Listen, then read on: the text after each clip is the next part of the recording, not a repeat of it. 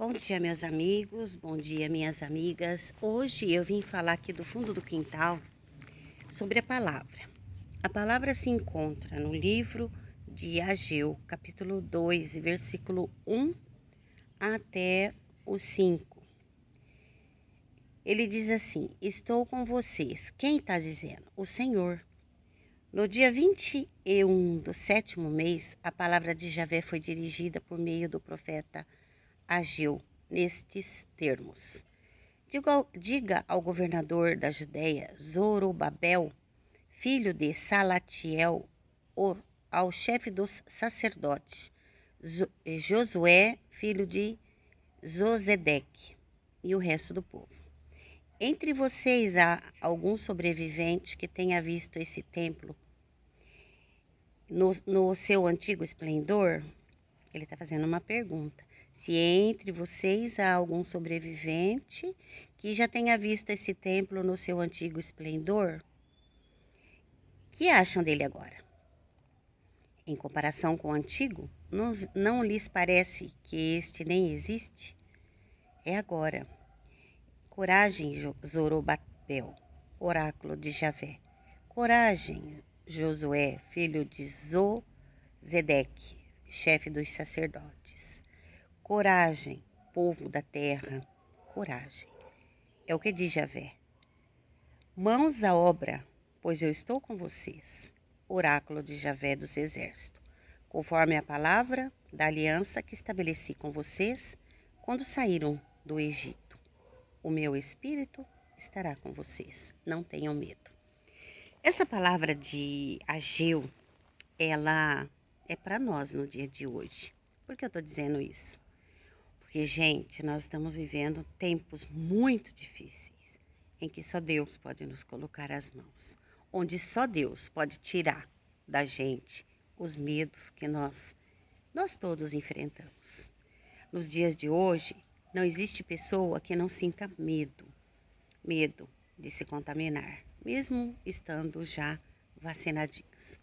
O que eu estou dizendo nessa palavra?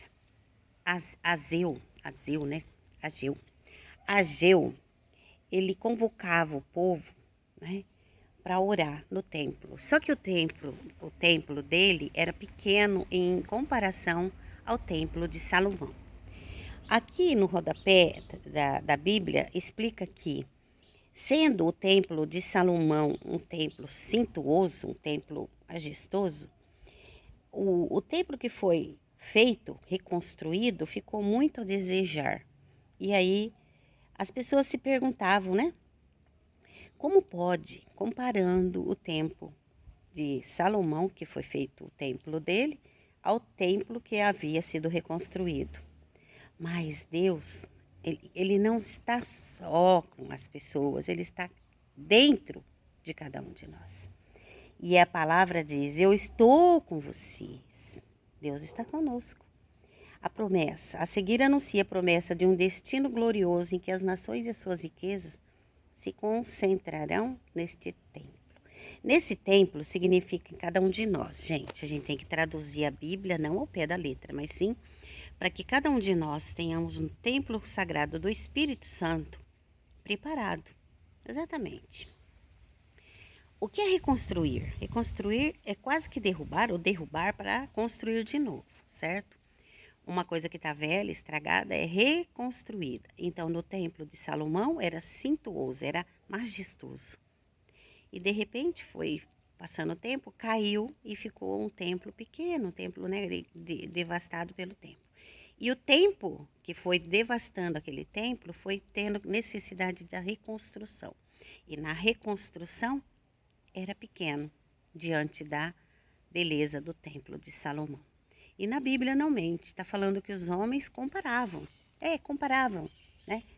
Eles comparavam com o suntuoso, né? O suntuoso templo de Salomão.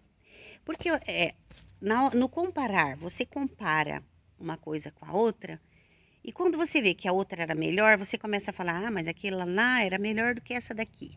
Gente, a mesma coisa a gente faz, às vezes é um exemplo com os nossos filhos, quando a gente tem mais de um. É apenas um exemplo. Eu tenho 2 filhos, vamos supor. Aí é um exemplo, eu tenho 3, mas você tem 2. Vamos supor que você tenha 2. Um é muito inteligente, muito estudioso, né? Muito capaz. O outro não gosta de estudar, é devagar, né? Qual que precisa maior atenção? Esse que não está seguindo o padrão de estudioso, do estudioso. É esse que precisa da sua atenção. Então, muitas das vezes as mães falam assim: ah, se você parecesse com seu irmão, ah, se você fosse igual ao seu irmão. Gente, não pode, não se compara um filho com outro filho. São todos diferentes. Mas a essência é a mesma, saíram do nosso útero. Então temos que dizer para o nosso filho: filho, você devagar chegará lá, vamos aos poucos, incentivar aquele que está menos. Entendeu?